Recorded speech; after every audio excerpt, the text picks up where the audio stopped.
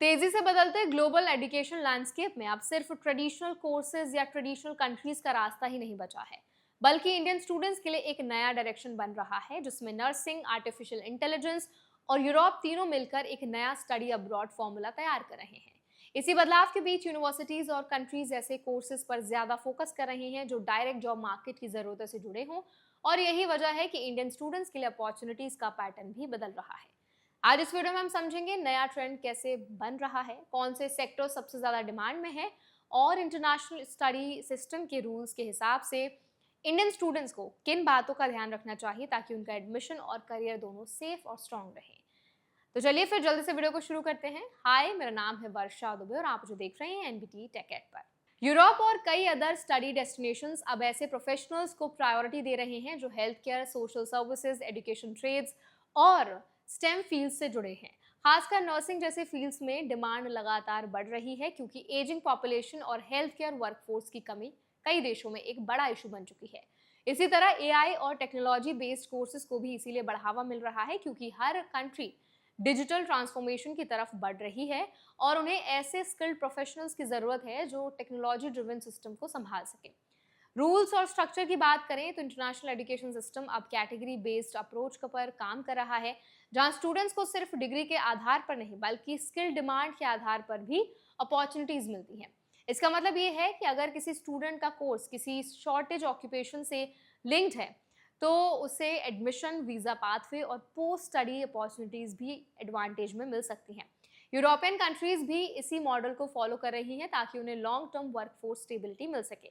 Indian students के लिए सबसे बड़ा प्रैक्टिकल इम्पैक्ट ये है कि अब सिर्फ कंट्री या यूनिवर्सिटी चुनना काफ़ी नहीं, बल्कि कोर्स सिलेक्शन ज़्यादा इंपॉर्टेंट हो गया है।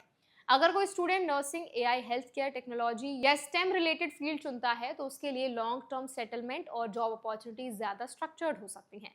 लेकिन साथ ही रूल्स ये भी क्लियर करते हैं कि हर कंट्री का immigration system merit, skill relevance और डॉक्यूमेंटेशन पर स्ट्रिक्टली डिपेंड करता है। इसीलिए किसी भी प्रोग्राम में एडमिशन लेने से पहले एलिजिबिलिटी क्राइटेरिया, लैंग्वेज रिक्वायरमेंट्स और लाइसेंसिंग रूल्स को प्रॉपर्ली चेक करना जरूरी होता है।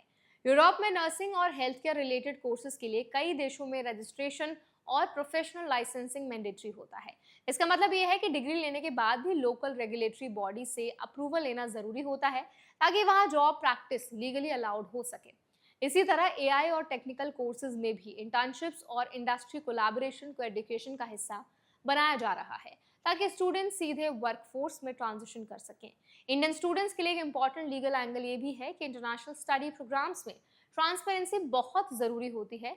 किसी भी एजेंट या इंस्टीट्यूट के जरिए एडमिशन लेते समय official university verification, course accreditation और वीज़ा कंप्लायंस को चेक करना ज़रूरी है, क्योंकि गलत डॉक्यूमेंटेशन या incomplete information future visa rejection या लीगल इश्यूज़ का कारण बन सकती है। एक और की पॉइंट ये है कि यूरोप के कई countries post study work opportunities देते हैं, लेकिन ये कम्प्लीटली कंट्री स्पेसिफिक रूल्स पर डिपेंड करता है।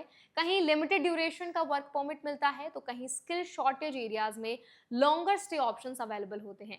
इसीलिए स्टूडेंट्स को हमेशा ऑफिशियल इमिग्रेशन पोर्टल और यूनिवर्सिटी गाइडलाइन के आधार पर ही प्लानिंग करनी चाहिए। तो अब आप मुझे बताइए कि आपका इस पूरे वीडियो पर, इस पूरे अपडेट पर क्या फीडबैक है, क्या आपका राय है, ओपिनियन है, हमें कमेंट्स में ज़रूर बताएं। ऐसे और वीडियोस के लिए हमारे चैनल एनबीटी टेक एड को भी ज़रूर सब्सक्राइब करें।